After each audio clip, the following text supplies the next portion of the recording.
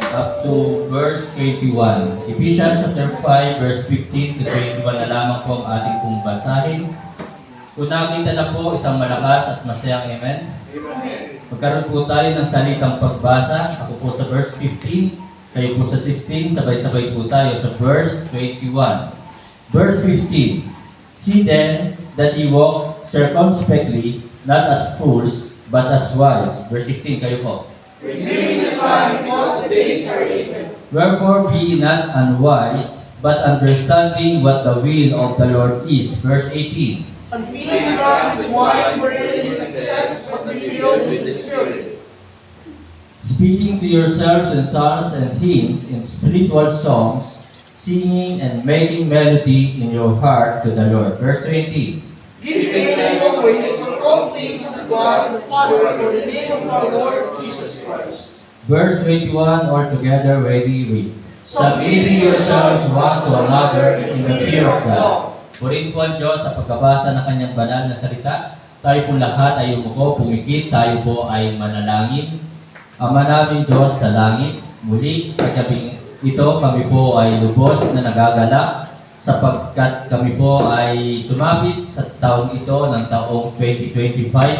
At salamat po aming Diyos sa inyong pong kabutihan at katapatan, sa pag-iingat, sa provision, sa mga blessings na patuloy po namin tinatanggap at tatanggapin pa. Maraming salamat po. Sa gabing ito ay nagkaroon po kami ng panalanginan sa isa't isa. Tunay na kay sarap sa pakiramdam, na tunay na talagang ito po'y kagalakan namin na mga kapatiran ay makakasama sa panalanginan ngayong gabi at tunay na kami po ay masaya at lubos na nagagalak magpasalamat sa iyo sapagkat ang aming pong mga panalangin ay iyo pong dinirinig at kami po ay iyo pong sinasamahan. Salamat po Ama sa iyo pong banal na salita na mahahayag ngayon. Nawa ito po ay tumingo sa puso't isipan ng bawat isa. Banal na Espiritu, pagkalooban mo po kami ng knowledge, wisdom, understanding, puspusin mo po kami.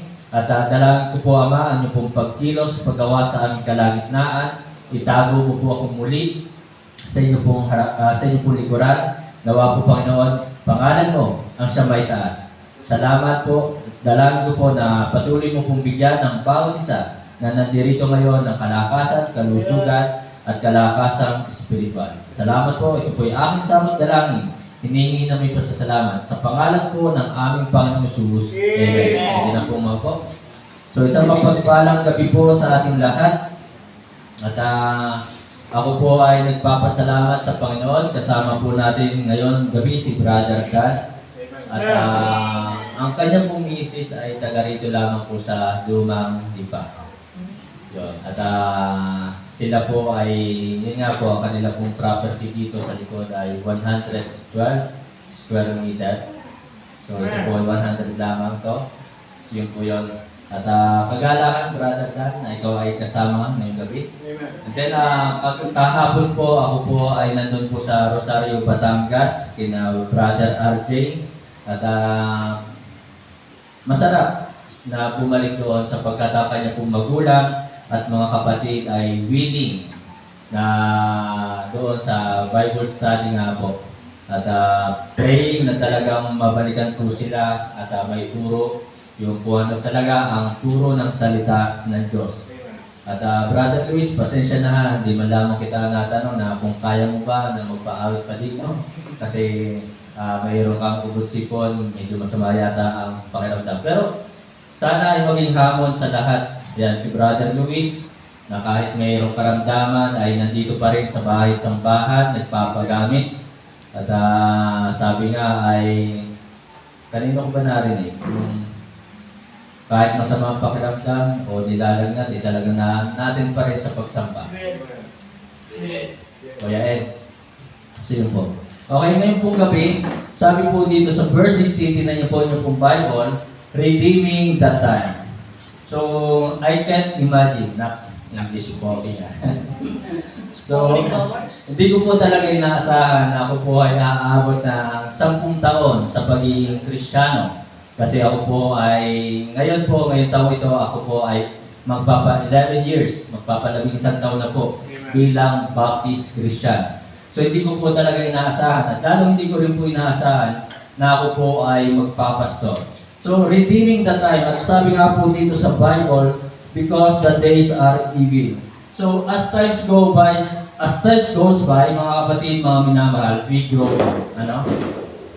Na tayo po talagang patanda at we are not getting any younger anymore. Okay? Iba yata ang epekto ng New Year. Okay? So as times goes by, we grow old at we are not getting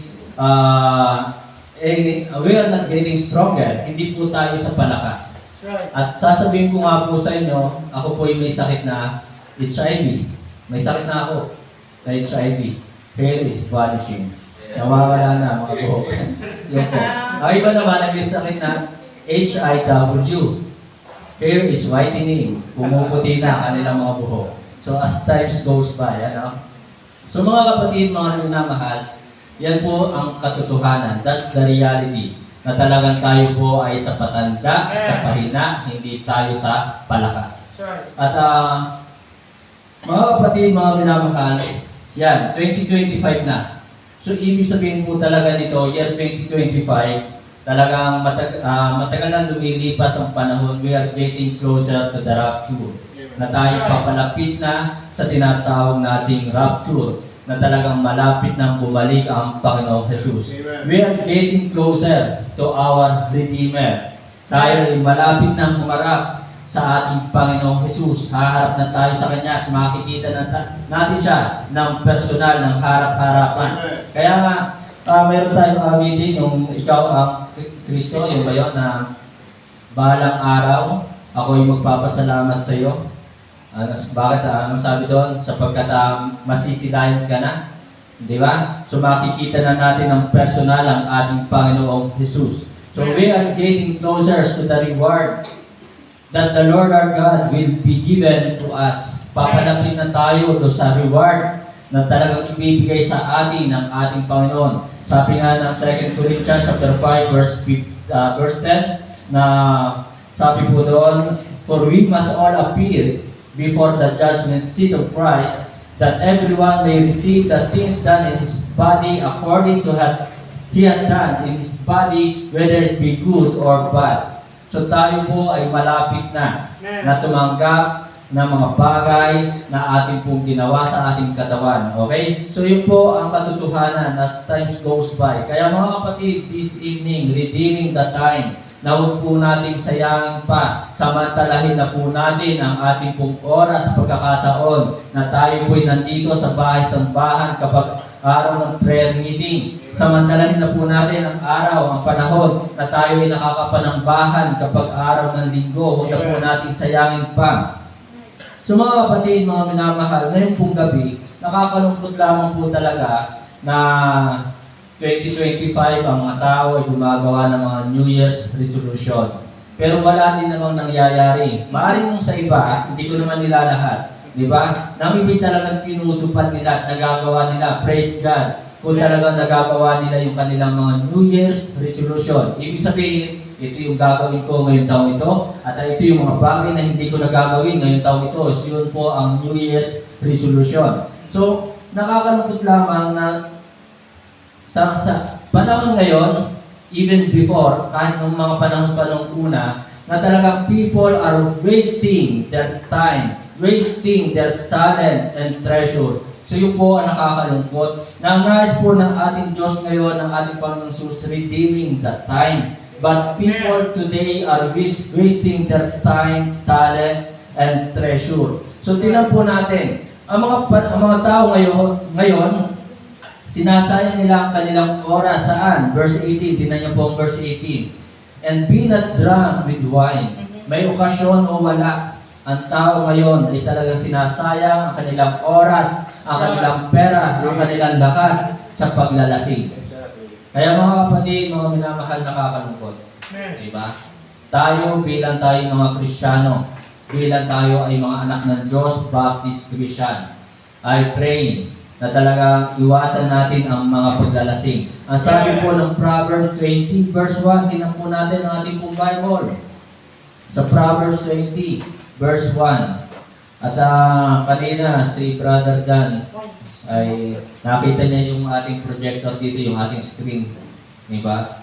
Ay tinatanong ko ito daw ba ay nagagamit. So nagagamit naman kapag mayroong laptop.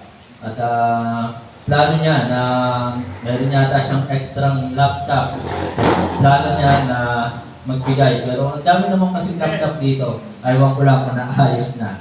Okay? So yun po. So masaya ako kasi yung puso talaga ni Brother Dan ay nasa sa gawain ng Panginoon. So, redeeming the time. Ano po? So, Proverbs 20 verse 1, sabi po dito, mga kapatid, mga minamahal, sa verse 1, wine is a mocker. So, talaga ang alak ay hindi po mabuti. At ito po ay, anong Tagalog ng mocker? Nanlilipa.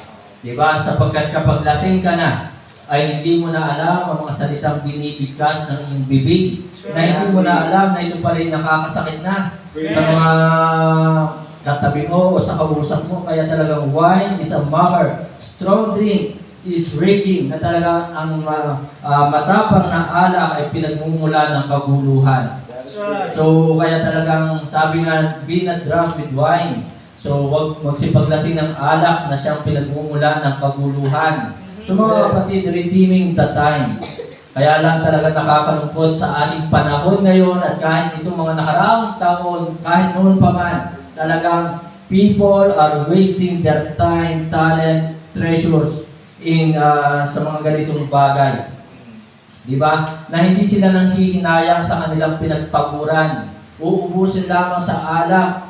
Doon nila inuubos ang kanilang mga sweldo. So talagang inuumaga sa pag-iinom. So nakakalungkot na sa ating panahon ay talagang ang mga tao at ang mga Kristiyano ay inuubos ang kanilang oras. Wala silang oras para sa ganitong prayer meeting. Wala silang oras para sa pagsamba. Pero mayroon silang oras para umaga. Di ba? Na talagang kahit malayo ang lalakarin ay mayroon silang oras, pero pagdating sa pagsamba, susunduin mo na ayaw pa. So yun po ang nakakalungkot sa ating panahon. Kaya sana this year, 2025, ay huwag na nating sayangin pa ang ating oras. Diba? Redeeming the time because the days are evil.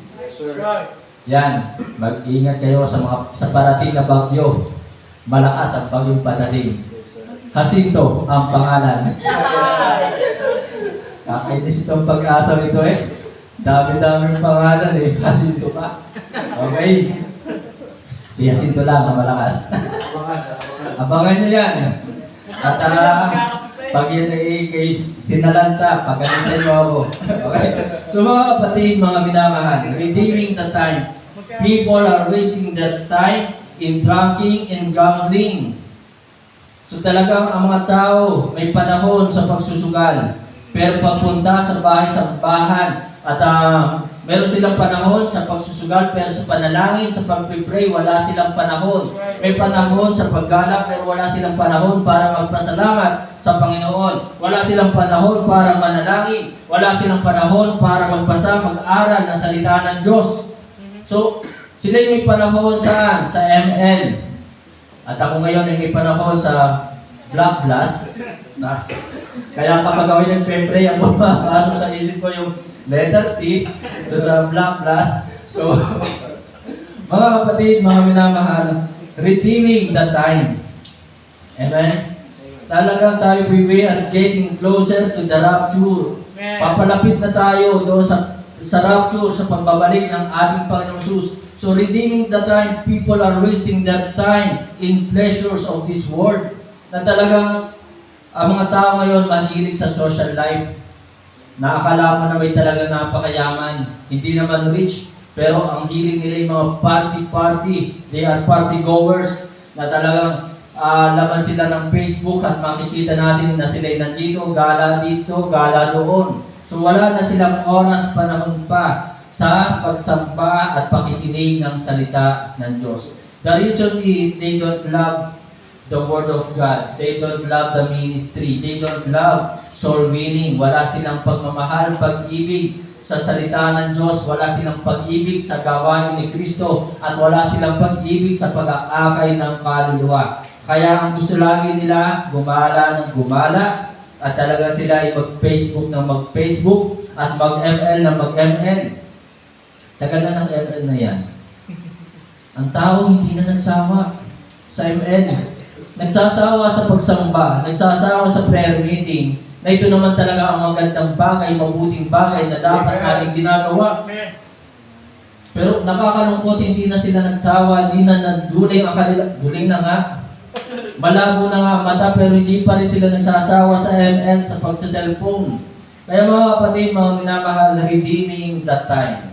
Huwag sana tayo maging katulad ng mga taong ito na walang oras, panahon sa gawain ng Diyos ni Kristo. So people are wasting their time, talent, treasures, in drinking, gambling, pleasures of this world in ML.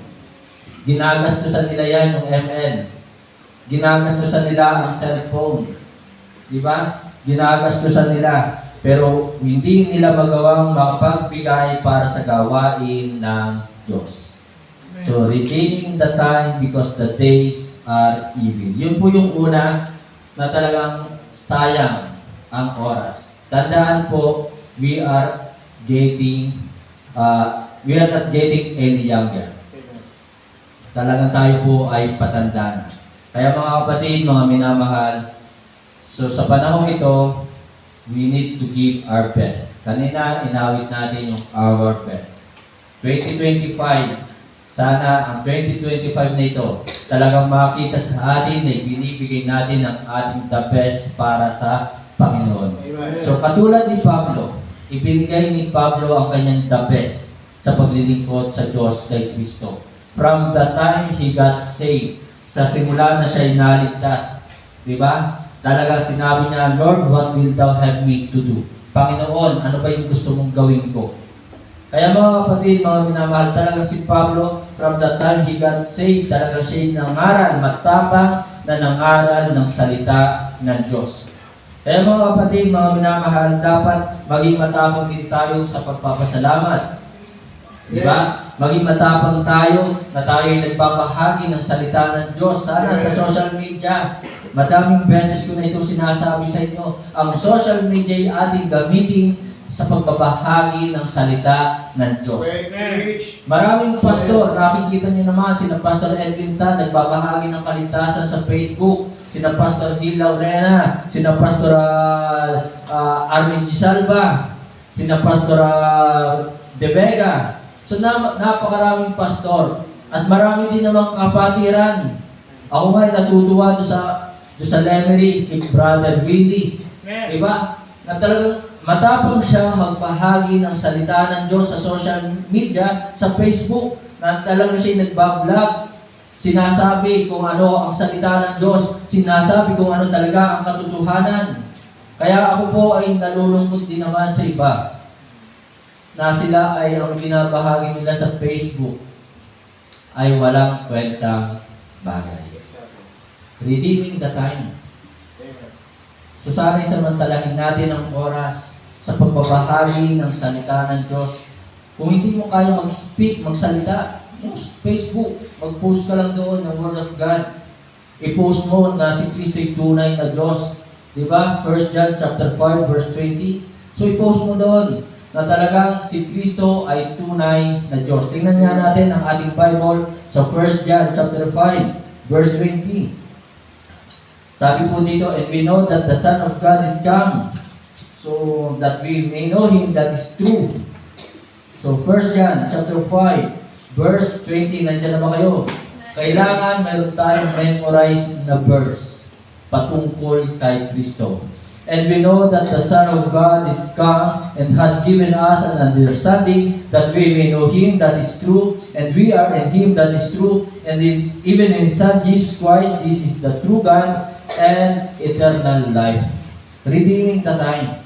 Ipakilala natin si Kristo bilang tunay na Diyos at tunay na tagapagligtas. Sapagkat dito po sa Ephesians, dito po talagang hindi sinayang ni Pablo ang kanyang oras, ang kanyang panahon para ipangaral sa taga-Efeso o taga-Ephesians na si Kristo ay tunay na Diyos, na si Kristo ang siyang tagapagligtas. Amen. Sapagkat doon po sa Efeso, sa Ephesians, ang kanila po dating sinasamba noon ay si Goddess Diana. Yung Diyos-Diyosan na si Diana, yun po ang pangalan. Yan po yung history ng Ephesians na ito. Na sila, ang kanilang kinikilalang Diyos ay Diyos-Diyosa na si Diana. So, pero dito po sa Ephesians chapter 5 ay pinapakilala ni Pablo kung sino talaga si Kristo. Ang sabi po ng verse 23, tingnan niyo po yung pong Bible. Sa verse 23, "For the husband is the head of the wife, even as Christ is the head of the church." So ipinapakilala ni Pablo na si Kristo ang founder of the church, the head of the church. So yan po ang kanyang pakilala. And then, sabi po dito, "And is the Savior of the body." So ipinapakilala ni Pablo na si Kristo ang tunay na tagapagligtas. Amen. Amen? Kaya mga kapatid, mga minamahal, ito sana i-post natin sa social media, i-share natin sa social media, na i-maintain natin. Diba? Kung malakas ang loob ng ibang tao na minamaintain nila kanilang mga pag-iinom, malakas ang kanilang loob na minamaintain nila kanilang pag-awit ng mga worldly music. Diba? So, ano ba sabi ng Bible dito sa Ephesians chapter 5 verse 19? "Speaking to yourselves and psalms and hymns and spiritual songs, singing and making melody in your heart to the Lord." Amen. Sana mga kapatid, mga minamahal, i-maintain natin, i-post natin yung pag-awit ng mga awiting makadiyos. Yes, sir. Redeeming the time. Redeeming the time. Kaya sana yung ating boses, huwag nating sayangin sa pag-awit ng mga makamundong awitin.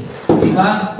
Sana ang ating pag-ibig, yung ating pagmamahal ay nasa pakikinig ng salita ng Diyos. Set your affections on things above. Amen? Amen. Huwag tayo matuwa diyan sa mga fireworks na yan. Set the light. Yung dapat na liwanag na makita ng tao sa atin ay si Kristo. Amen. Hindi yung mga fireworks, tuwa-tuwa na nakakakita ng mga fireworks. Diba? Ang dapat makita ng tao, "Let your light so shine before men, that they may see your good works and they glorify your Father in heaven, which is in heaven." Amen? Matthew chapter 5, verse 16. So let your light so shine. Dapat ang ating kagalakan ay hindi sa mga ganyang bagay, sa pagtitimporag, pansamantala. Amen? Pero yung kagalakan na binibigay ni Kristo ay talagang pang walang hanggan, eternal. So mga kapatid, mga minamahal, people are wasting their time, talent, and treasure. Pangalawa, redeeming the time, sapagkat ang mga tao po ngayon, sabi po ng verse 15, tinan niyo po yung pong Bible sa verse 15 ng Ephesians chapter 5, verse 15. "See then that ye walk circumspectly." Ang hirap talaga nitong bigkasin minsan, ano? Ang daming nabubulol dito sa salitang ito, circumspectly. Di ba? Si Brother Edwin, nahirapan kanina eh. So mga kapatid, mga minamahal, not as fools, but as wise. People today, right now, are walking not in the truth. So mga kapatid, redeeming the time. Sana makita sa atin ngayon na tayo namumuhay sa katotohanan. Amen? Sapagkat dito talaga si Pablo masigasi na talagang inakay niya itong mga taga-Efeso, yung mga taga-Ephesians, itinuro sa kanila ang katotohanan. At si Pablo, bilang nagtuturo ng katotohanan, ay namuhay sa katotohanan. Amen? Amen. Kaya tayo mga kapatid, mga minamahal, sana ay makita sa atin na tayo na namumuhay sa katotohanan. At hindi masasabi tayo namumuhay sa katotohanan kung, tingnan niyo po ang verse 3 and 4.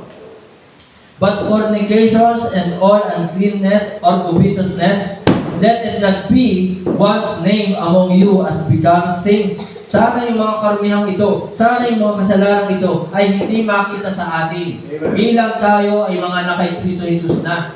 Bilang tayo yung mga saints na, becoming saints, na sana hindi na ito may pangalan pa sa atin. Kung talagang tayo ay namumuhay sa katotohanan. Verse 4, "Neither filthiness, nor foolish talking, na tayo ay hindi nakikipag-usap ng mga talagang kamangmangan, yung mga walang kwentang bagay, nor jesting, which are not convenient, but rather giving of thanks.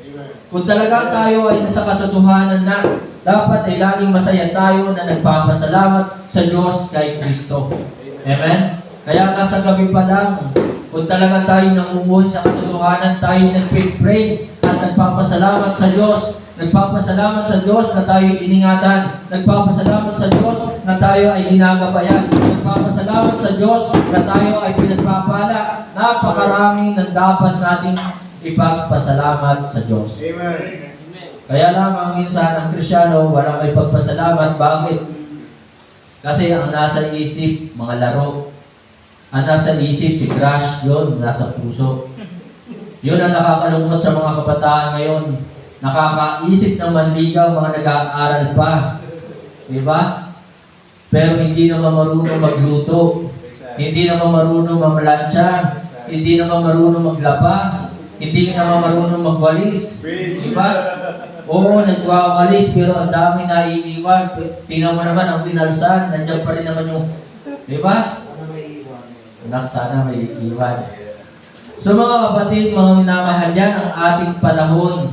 Kung ikaw ay kabataan, nag-aaral pa, unahin mo ang pag-aaral mo. Hindi yung mga crush-crush na yan, yung mga panliligaw na yan. That's right. Diba? Ipopost pa sa social media, ikaw lang, walang iba. Ngayong taong ito, ikaw lang. Di kita iiwan. Diba?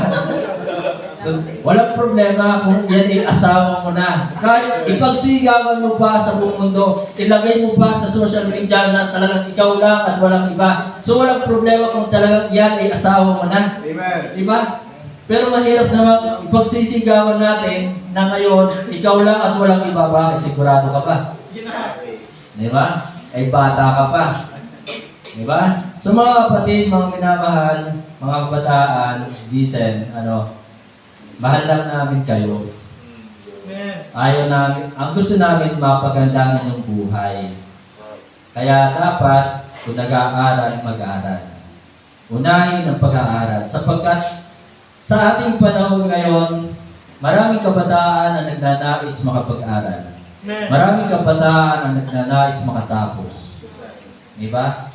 Sabi ko nga doon sa pinuntahan namin ni Brother Ed, yung mga kabataan doon, kahit mahirap ang kanilang buhay, kahit maputi ang lalakaran, na kahit umuulan sila ay pumapasok, sapagkat meron silang pangarap sa kanilang buhay. Redeeming the time.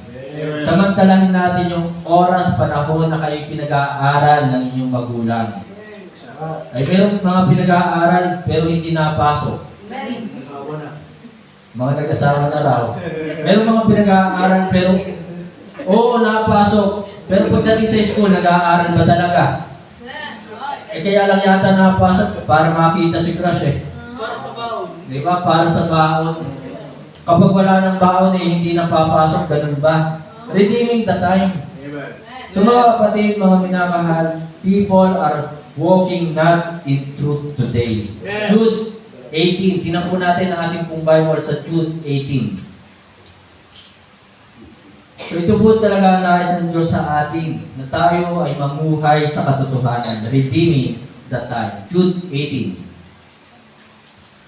Sabi po ng salita ng Diyos, ng Bible sa Jude chapter 1 verse 18, isa naman po talaga yan. Verse 18, how that they told you there should be mockers in the last time. Yan, in the last time, redeeming the time. Diba? Na talagang tayo po ay nasa huling panahon na talagang sa panahon natin ngayon ay maraming nanlilibak. Tatawanan ka kapag ikaw ay may dalang Bible. Tatawanan ka kapag ikaw ay talagang pupunta sa bahay-sambahan. Tatawanan ka na talagang ikaw ay pusturang-pustura diyan. Nakalungislig ka, nakanigtay ka. Pagtatawanan ka ng tao. So, tunay. So, talaga tayo nasa huling panahon na talagang sinasabi po dito sa verse 18, how that they told you there should be mockers in the last time who should walk after their own ungodliness. Na talagang sa panahong ito, ang mga tao, ang nais ng tao ay mamuhay ng walang kabanalan. Diba?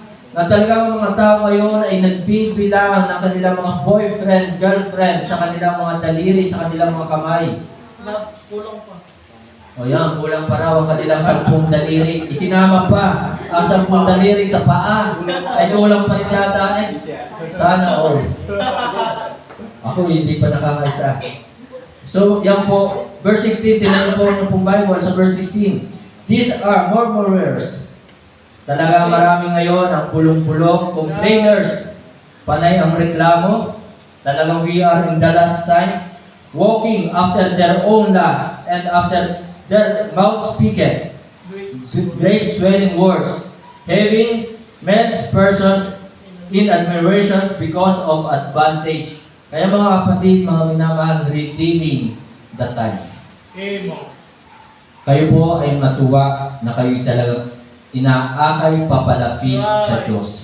Mas piliin natin ang mga tao o kaibiganin natin ang mga tao mag-aakay sa ating palapit kay Kristo, yun ang ating piliin. Si Satan, marami siyang gagawin strategy, gagamitin yung ibang tao para ilayo ka sa Diyos kay Kristo. Si Satan talagang gagamitin niya yung mga trabaho, di ba? Para ilayo ka kay Kristo.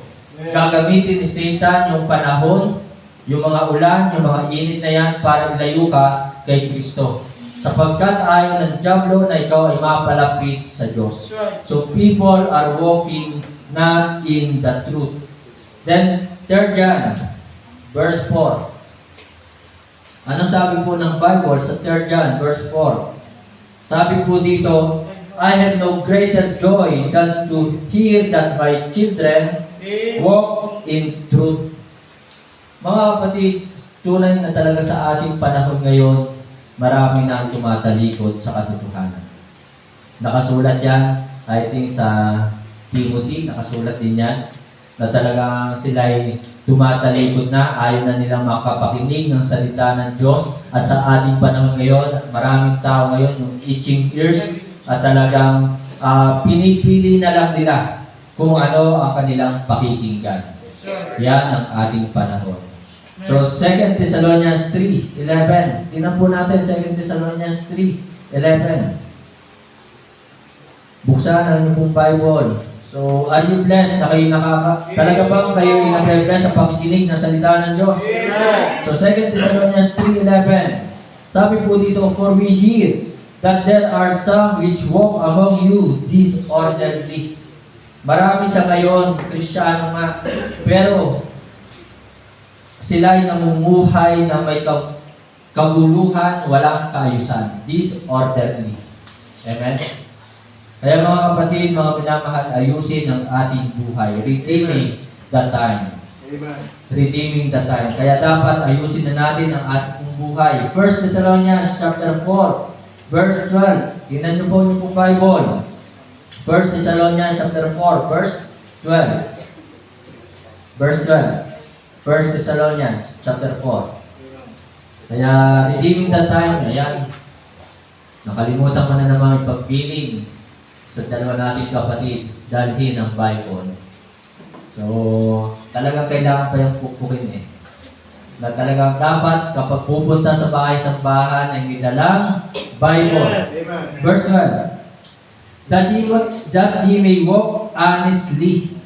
So, redeeming the time. Tayo po'y dapat namumuhay na may katapatan sa ating Diyos. Maging tapat tayo toward them that are without, and that ye may have lack of nothing. So kapag tayo po ay namumuhay ng tapat, sabi dito, hindi tayo magkukulang sa anuman. Hindi tayo magkukulang sa anuman. So verse 1, 1 Thessalonians chapter 4 pa rin, verse 1.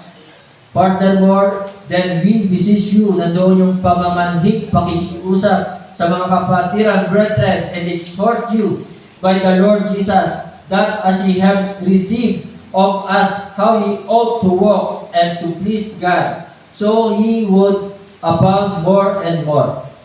So tayo po ay naligtas, nabubuhay sa mundong ito, para mamuhay nga ng nararapat sa Panginoon at bigyan ng kaluwalhatian ang Diyos. Amen. Please God. So siya yung bibigyan natin ng kaluwalhatian, hindi ang tao. Kasi yung ibang tao, yung ibang Kristiyano, ay bakit sila nasa church? Para bigyan ng kaluguran o katuwaan ang tao. They are not pleasing God, but men. Bakit umaawit sa choir? Bakit nag-special number? Upang sumikat. So, dapat mga kapatid, mga minamahal, we are here to please God. Not men. So, yung po mga kapatid, mga minamahal, so, people are walking not in truth. Last, mga kapatid, huli na po. So, tingnan po natin ang verse 8 ng Ephesians chapter 5, verse 8 and 10 to 10. Verse 8 to 10. For you were sometimes darkness. Dati tayo po'y nasa kadiliman. But now are ye light in the Lord. Tayo po ngayon ay nasa liwanag na sa Panginoon. Walk as children of light. Verse 9, for the fruit of the Spirit is in all goodness and righteousness and truth, proving what is acceptable unto the Lord. So, redeeming the time, ang mga tao po ngayon, mga kapatid, people are withholding wrong teachings. So, marami pa rin sa mga tao ngayon talaga'y pinanghahawakan yung mga maling katuruan. Nakakalungkot na talaga kahit ituro mo na ng paulit-ulit sa kanila yung katotohanan, but still, they are withholding the wrong teachings. Mas gusto pa rin nila, mas pinipilit pa rin nilang panghawakan ang mga maling katuruan na siyang nating nakagisnan. Diba? Mas pinanghahawakan pa rin nila yung mga tradisyon ng tao. Yung tradisyon. Katulad na lamang ng mga piyesta. So yun yung kanilang pinanghahawakan. Yung mga pagsamba sa Diyos-Diyosan, pinanghahawakan pa rin nila yan. Na kahit paulit-ulit nang ituro sa kanila na yan ay ayaw ng Diyos, yung mga pagsamba sa Diyos-Diyosan, pero still, pinanghahawakan pa rin nila. At balikan po natin yung Ephesians chapter 5, verse 23, na dito nga po ay tinuturo ng salita ng Diyos, itinuro ni Pablo na si Kristo yung founder of the church. Pero ngayon, saan sila kaanib? Di ba? Kaanib sila doon sa mga sekta na mayroong human founder. At dito nga po sa verse 23, sabi dito, Savior of the body. So ngayon ay kinikilala, kanina meron akong tinuruan ng mga bata. Sino kanilang kinikilalang tagapagligtas? Dalawa.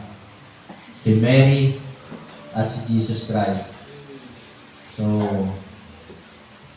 kasi yan talaga ang mundo, bulag sa katotohanan. Kaya mga kapatid, redeeming the time. Ituro natin ang katotohanan. Huwag nating sayangin ang ating oras. Ay ang ibang tao sinasayang ang oras, maghapon na sa loob lamang ng tahanan. Pahiga-higa, pa-cellphone, kaya nga naman hinahigh blood. Diba? So mga kapatid, redeeming the time. People today are withholding wrong teaching. So pinanghahawakan ng maraming tao ngayon ay mga maling katuruan. Verse 25, tingnan niyo po verse 25. Husbands, love your wives, even as Christ also loved the church and gave Himself for it. Na ituro po natin tayo ay inibig ng Diyos, inibig tayo ni Kristo. Na talaga ang kaligtasan ay sa pamamagitan ng pananampalataya. Si Kristo, ang ating Diyos, ay dapat sambahin sa Espiritu at katotohanan, hindi sa mga Diyos-Diyosan. So mga kapatid, mga minamahal, kita natin, rampant, napakarami talaga, talamak ang mga maling turo sa mundo. Tayo na mga naligtas, ang ating purpose, ang ating pong misyon ay pagpatuloy ang Great Commission.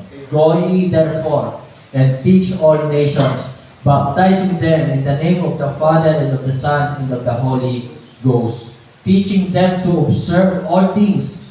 So si Pablo, talagang hindi siya nagsawa sa pagtuturo. Talagang si Pablo ay hindi niya sinayang ang kanyang oras. So mga kapatid, mga minamahal, sa pagtatapos, Ephesians chapter 5 verse 16, redeeming the time because the days are evil. Sa pagtatapos po, the devil are happy when you are wasting your time. Natutuwa ang dyablo kapag sinasayang mo ang iyong oras. Natutuwa ang dyablo kapag sinasayang mo ang iyong lakas, ang iyong boses sa pagkanta ng mga awiting makamundo. Diyan po natutuwa ang dyablo. At ang ating Diyos, ang ating Panginoon ay nalulungkot kapag tayo mga Kristiyano ay umaawit ng mga awiting makamundo. So, devil are happy when we are wasting our time, talent, treasure doon sa mga walang kwentang bagay. Diba? Minsan, ang Kristiyano kapag nakahawak ng pera, ano agad ang binibili? Ang Kristiyano kapag nakahawak ng pera, shopping. Yun. Diba? Agad shopping kapag may pera. So mga kapatid, mga minamahal, nakakalungkot na yun ang inuuna ng maraming Kristiyano. Okay? So, doon po natutuwa ang dyablo. Devil are happy when you are walking not in the truth. Devil wants you to lie. Ang dyablo, ang gusto ng dyablo, tayo ay magsinungaling. Di ba? Ano sabi ng John 8:44? Tingnan po natin ang ating pong Bible sa John 8:44 at matatapos na po tayo. Kaya mga kapatid, mga minamahal, sana lagi tayo magsabi ng katotohanan, huwag tayo magsisinungaling. John 8:44, ye are of your fathers the devil, and the lust of your father ye will do. Kayo ay sa inyong amang dyablo, at ang kanyang pita ng iyong ama ang iyong ginagawa. He was a murderer, siya ay isang mamamatay tao from the beginning, sa simula pa lamang, and abode not in the truth. So ang dyablo ay hindi namumuhay sa katotohanan, hindi nananahan sa katotohanan, because there is no truth in him. Sa dyablo ay walang katotohanan. When he speaketh a lie, kapag siya nagsasalita ng kasinungalingan, he speaketh of his own, siya nagsasalita sa kanyang sarili, for he is a liar. Tayo po ngayon ay mga anak na ng Diyos. Amen. Hindi na tayo mga anak ng dyablo. Kaya dapat tayo lagi nagsasabi ng katotohanan. Devil are happy when you are withholding bad attitude. 2025 na ngayon. Mga kapatid, redeeming the time. Alisin na po natin ang ating mga bad attitude. Amen. Yung ating mga masasamang ugali. 1 Thessalonians chapter 5 verse 21. Tingnan po natin ang ating pong Bible sa 1 Thessalonians chapter 5 verse 21. Prove all things, hold fast which is good. Panghawakan natin kung ano ang mabuti. 2025 na ngayon, dapat maging masunurin ka na sa magulang mo. Dapat tayo po ay talagang kakitaan na, maging good example na po tayo ngayon. Redeeming the time. Kanina, inawit natin yung our best. Kaya, 2025, ibigay na natin ang ating the best. Ang ibang Kristiyano, ibinibigay ang kanilang the best sa pag-awit ng awiting makamundo. Diba? Doon sila talagang hataw, bumibirit. Diba? Birit sila. Talagang sila kahit hindi mag-practice sa awiting makamundo, nasa tono yung boses. So 2025 na po ngayon, we need to give our best. Redeeming the time. Inawit din kanina natin yung send the light. Sana ngayong 2025, redeeming the time, na tayo ay magliwanag sa mundong ito. Amen. Na tayo ang makapag-akay sa kanila, hindi yung tayo ang maakay. At kanina, inawit din po natin, this world is not our home. Redeeming the time. Kaya sana, ang ating pong lakas, ang ating pong talent, ang ating time, ay ibigay natin sa Panginoon, hindi sa mundong ito. Redeeming the time, don't forsake our fellowship. Huwag na natin pabayaan pa ang ating pagsamba. Huwag na po natin pabayaan pa ang prayer meeting. Galatians chapter 6 verse 9, let us not be weary and well doing, for in due season we shall reap if we faint not. To God be the glory. Tayo po ay tumayo.